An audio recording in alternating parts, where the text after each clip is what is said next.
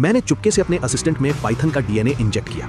सिर्फ एक रात में उसका बॉडी पूरी तरह चेंज हो गया।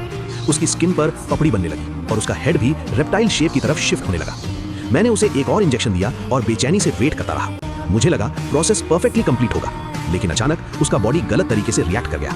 उसके अंदर का पाइथन डीएनए अनस्टेबल हो गया और एक्सपेरिमेंट कंट्रोल से बाहर चला गया। वो आधा इंसान और आधा स्नेक बन गया। मैं गुस्से में था क्योंकि मेरा गोल था कि इंसान पूरी तरह स्नेक्स में कन्वर्ट हो जाए।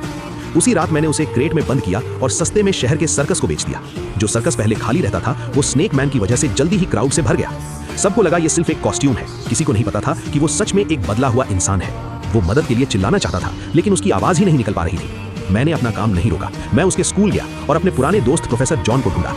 मैंने उनसे एक कॉलेज स्टूडेंट असिस्टेंट रेकमेंड करने को कहा। सालों की दोस्ती की वजह से उन्होंने मना नहीं किया और निक नाम के एक स्टूडेंट से मेरा इंट्रोडक्शन कराया।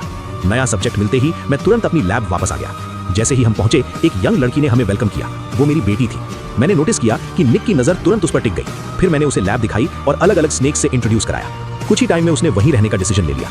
उसे बिल्कुल आइडिया नहीं था कि वो एक ट्रैप में आ चुका है। मैंने उसे सेफ्टी के नाम पर एक इंजेक्शन दिया और बोला कि ये स्नेक वेनम से बचाने वाला सिरम है। उसने मेरी बात पर भरोसा कर लिया। सच ये था कि मैंने उसमें किंग कोबरा का डीएनए इंजेक्ट किया था। धीरे धीरे उसका असर दिखने लगा। उस रात उसका बॉडी ओवरहीट हो गया। जब वो उठा, उसे लगा काफी टाइम बीत चुका है। जब उसने मिरर में देखा, वो डर गया। उसकी स्किन उतरने लगी थी। वो मेरे पास भाग कर आया, लेकिन मैंने कामली कहा कि ये नॉर्मल रिएक्शन है। जैसे ही उसका बॉडी टेम्परेचर नॉर्मल हुआ, उसने ज्यादा सवाल नहीं किए। तभी 2 पुलिस ऑफिसर्स लैब पर आए। वो मेरे पुराने असिस्टेंट के मिसिंग होने की इन्वेस्टिगेशन कर रहे थे। मैंने बिल्कुल अनजान बनने का ड्रामा किया। उन्होंने पूरी जगह सर्च की, लेकिन उन्हें कुछ नहीं मिला। उनके जाते ही मैंने निक को एक और इंजेक्शन दे दिया, बिना उसे पता चले। लैब के अंदर बंद एनिमल्स पहले से ही उसके टुवर्ड्स अजीब रिएक्ट कर रहे थे। दिन बीतने लगे और निक का बिहेवियर भी चेंज होने लगा। वो किंग कोबरा को अजीब अपनापन से देखने लगा। अगले कुछ दिनों में मैंने उसे कई इंजेक्शंस दिए। साथ ही मैंने अपनी बेटी से कहा कि वो धीरे धीरे उसका ख्याल रखे। उसे बिल्कुल अंदाजा नहीं था कि उसके साथ आगे क्या होने वाला है।